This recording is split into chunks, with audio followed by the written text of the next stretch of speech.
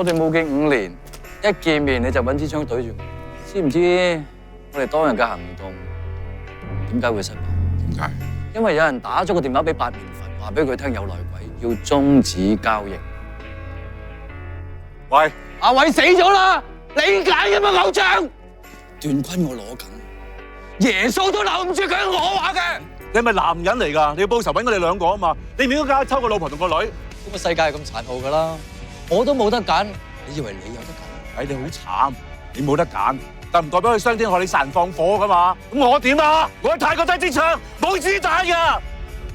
我喺你兩個中揀一個，我知我點揀都會。喂，你咁講又好似你啱喎。你救咗阿秋，佢一家齊齊整整，咁就功德圓。點解救嗰個唔可以係我啊？子維，我哋5年前唔係揀你，我揀佢去死。你覺得呢5年你覺得開心啲？ 5年，5年，你知我嗰5年點過咩？你知咩？對唔住，對唔住，子維，我唔該掉低你。你都對唔住阿秋，我唔應該逼你。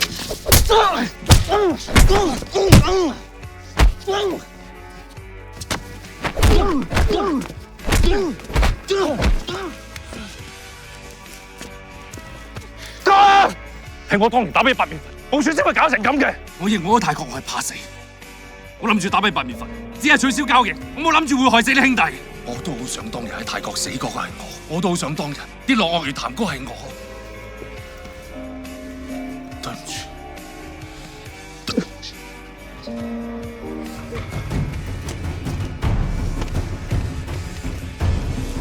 我要聽嘅嘢聽晒。